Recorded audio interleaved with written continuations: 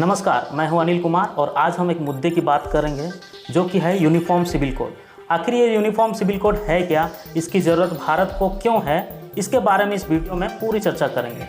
आप वीडियो के अंत तक बने रहिएगा ताकि आपको सारी इन्फॉर्मेशन मिल सके। हम सब जानते हैं कि भारत एक बहुल धार्मिक देश है, यानी कि यहाँ पे अलग अलग धर्म के बहुत सारे धर्म के लोग रहते हैं।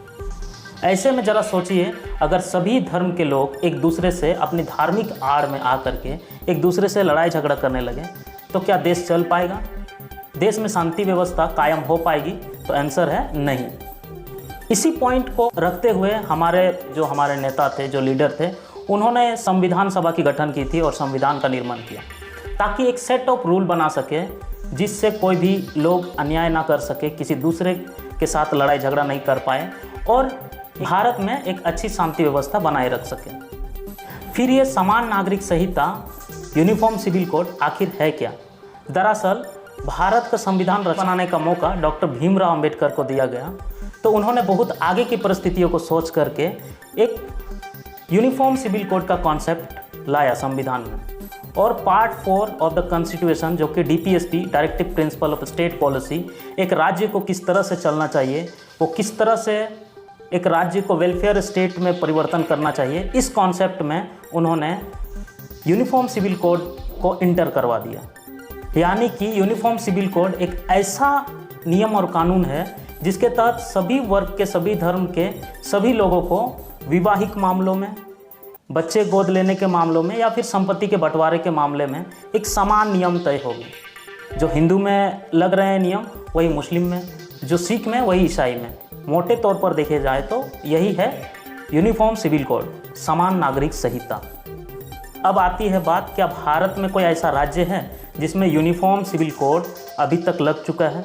तो गोवा एक ऐसा राज्य है जिसमें यूनिफॉर्म सिविल कोड प्रैक्टिस अभी भी कर रहे हैं और ये भारत के आज़ादी से पहले से आते आ रहे हैं। गोवा इस समय देश का इकलौता राज्य है जहाँ पे यूनिफॉर्म सिविल कोड का प्रैक्टिस हो रहा है। 1961 से ही गोवा के आज़ादी के साथ ही एक कॉमन सिविल कोड लागू है।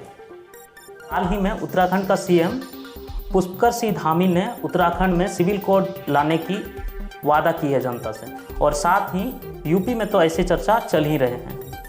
चलिए और अभी देखते हैं कि आखिर यूनिफॉर्म सिविल कोड लाने से क्या कॉन्फ्लिक्ट आ सकते हैं, क्या चुनौती आ सकती है। पहली बात तो आर्टिकल 25, भारत के संविधान के आर्टिकल 25 ये बताता है कि सभी धर्म के लोगों को अपनी धर्म को प्रचार प्रसार करने की एक स्वतंत्रता है। अगर हम इसमें यूनिफॉर्म सिविल कोड ला करके थोप दिया जाए तो उनका जो धार्मिक जो स्वतंत्रता होने का जो अस्तित्व है वो कहीं ना कहीं उल्लंघन हो जाता है। तो इस तरह से 25 का उल्लंघन ये माना जा सकता है।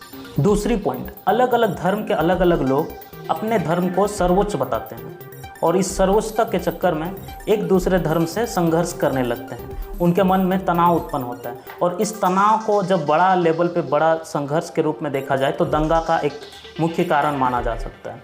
और इस दंगा से भारत के एक बड़े हिस्सा, बड़े इकोनॉमी पर बहुत बड़ा इम्पैक्ट पड़ेगा। तो ये हमारा दूसरा इम्पैक्ट है। यूँ मानो तो कॉन्फ्लिक्ट के कई सारे कारण हो सकते हैं, लेकिन उनमें से अधिक कारणों में ये दो चीज़ मेन आ सकते हैं। बात करते हैं इसके सॉल्यूशन के बारे में।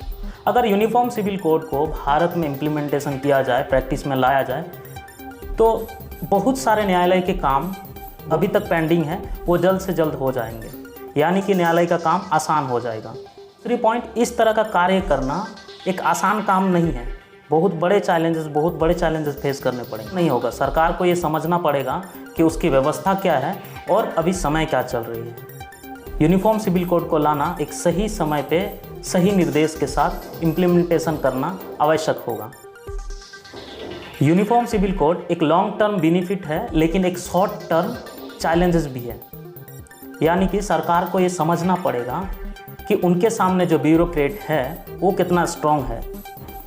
पॉइंट की बात करें तो राज्य सरकार या फिर केवल केंद्र सरकार के सहमति से ये पूरा यूनिफॉर्म सिविल कोड को इम्प्लीमेंटेशन नहीं किया जा सकता, क्योंकि ये समवर्ती सूची यानी कि कंकरेंट लिस्ट का मुद्दा है। तो दोनों सरकार को सहज रूप से एक साथ चलने की ज़रूरत होगी। तो आज के लिए इतना ही। आपको वीडियो कैसा लगा और आपका क्या सुझाव है, वीडियो के कमेंट सेक्शन में जा करके कमेंट करके हमें बताएं। और ऐसे ही इन्फॉर्मेटिव वीडियो चाहिए तो आप हमारा चैनल लुक एट इंडिया को सब्सक्राइब कर सकते हैं और साथ ही साथ इस वीडियो को शेयर करें और लाइक भी करें।